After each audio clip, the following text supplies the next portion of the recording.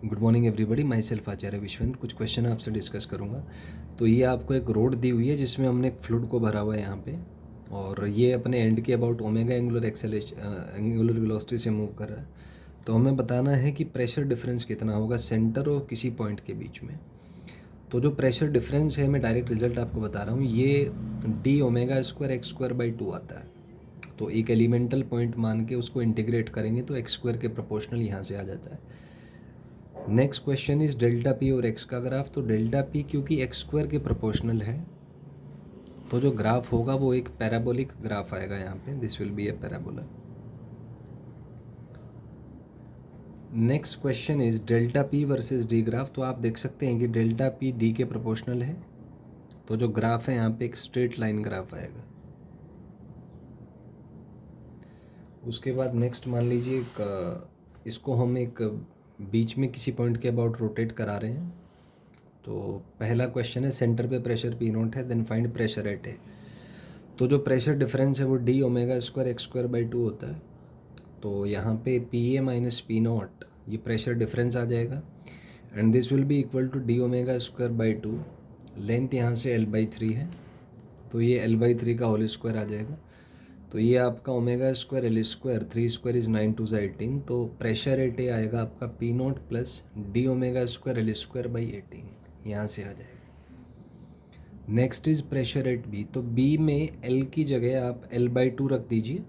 तो L by 2 जब रख देंगे तो ये P B is equal to P naught plus D omega square L square 2 का स्क्वायर 4 4 इंटू 2 8। तो बी पे जो प्रेशर है वो आएगा P naught plus D omega square L square by 8। Next is P A minus P B. तो P A और P B का वैल्यूज़ यहाँ से आप सब्सटीट्यूट कर दीजिए।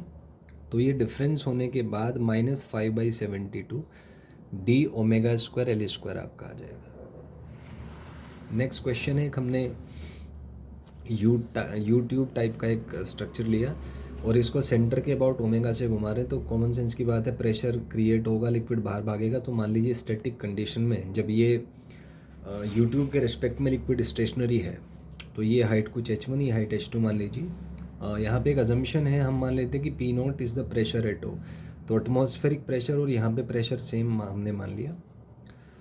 तो अगर ऐसा है तो उस केस में हम कह सकते हैं कि h1 हमें फाइंड करना है। तो h1 के लिए हम कह सकते हैं यहाँ से p1 minus P naught is equal to, अगर इसके सर्कुलर मोशन की वजह से देखें तो वन पॉइंट पे प्रेशर यहाँ से ज़्यादा होगा। तो हम कह सकते हैं P1 minus P naught is rho by 2 omega square L by 2 whole square. और क्योंकि ये वर्टिकली भी इक्विलिब्रियम में है, तो यहाँ पे कह सकते हैं P naught plus rho G h1 minus P naught is equal to this. तो पी नोट कैंसिल हो गया, तो यहाँ से आप h1 निकालेंगे, ये omega square L square by 8 G आ जाएगा। नेक्स्ट क्वेश्चन है h2 फाइंड करना। तो यहाँ पे क्योंकि सर्कुलर मोशन की वजह से जो P@2 है वो होगा P2 minus P naught is rho by 2 omega square L by 3 whole square.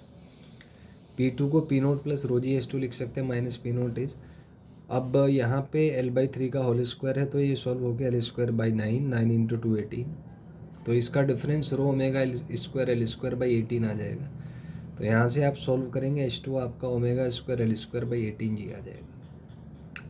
Next question is h1 minus h2। तो h1 h2 हमने ऊपर कैलकुलेट कर लिए हैं, तो यहाँ पे आप h1 h2 के वैल्यूज़ रख दीजिए। तो आफ्टर ऑल द कैलकुलेशंस जो है सॉल्व करके ये 5/72 omega square L square by g आ जाएगा।